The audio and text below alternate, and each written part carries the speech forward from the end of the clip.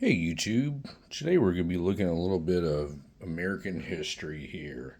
And what we have in front of us here is a Springfield Armory M14.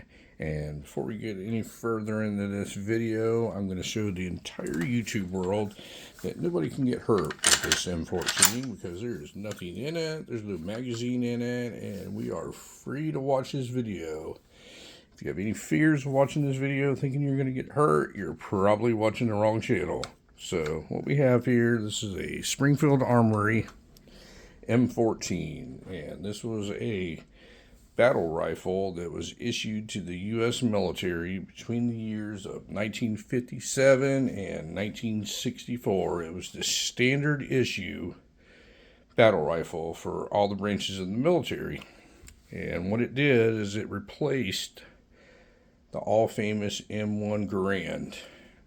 Now, the differences is the M1 Garand was a very similar rifle, had the same kind of action and all that stuff, but it was chambered in .30-06. This pretty large caliber. It was a really heavy rifle, and Springfield Armory scaled it down a little bit, make it a little bit lighter. You could carry a little more capacity ammo, and made it a lot more usable, so they came up with this M14. Now, they've had these in a variety of different variations, and there's a lot of uses for this rifle. In the military, they had select fire ones that would shoot full auto. They had semi-automatic ones. They used them for sniper use. They used them just in battle. You know, there's so many uses for this rifle. It's just a great, well-built, well-put-together rifle that has a lot of different uses. Well, they were released also to the general public, and they came out with what they called the M1A. The M1A is the civilian model semi-automatic version. This is an M14, which is the same rifle, and this is also semi-automatic. This is not select fire because I wasn't built for prison, folks, and I'm not going to show you a select fire rifle because I don't own one. I'm not going to go to prison over it. But this is a friend of mine's rifle. He was in the military, and he always wanted one of these, and I found it for him. And he went and purchased it and asked me if I wanted to do a video on it, and I said, sure, I'm going to do that. Now, I'm not an absolute expert on these rifles or anything like that, but I will do my best to show you everything about them. So this rifle was scaled down from the M1 Garand, and like I said, the same kind of action and everything. Then in the 1970s, Ruger decided to scale it down a little bit further, and they made what they called the Mini 14. It was chambered in .223. I have a couple of videos on Mini 14s if you want to check those out, but it looks exactly the same except for it's smaller.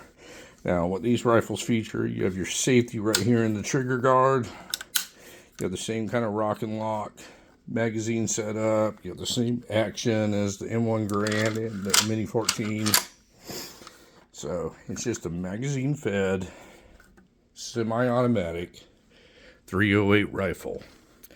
Now, the friend of mine that owns this, he wanted me to disclose that he does not have the box of this. He knows all the crazy wingnut collectors out there that the first thing they ask when they see a cool old firearm like this is, do you have the box?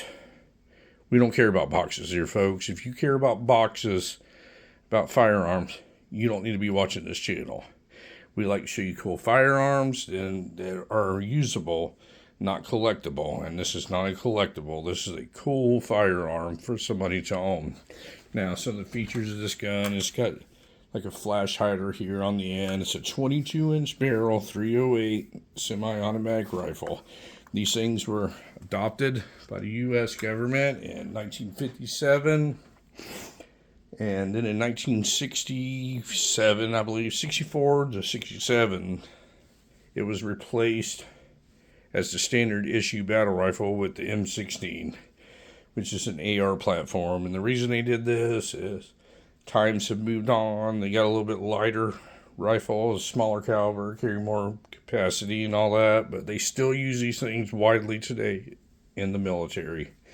Several branches use them for several different things. They still use them as battle rifles. They still use them as sniper rifles, just because it's such a great design. But I want to show you a quick look at a really cool piece of history with this M14 made by Springfield Armory. And if you have any questions on this, feel free to reach out to me. I'm not an expert on these things, but I will try and find the answer for you. And anyway, folks, thank you very much for watching my video today, and you folks have a great day.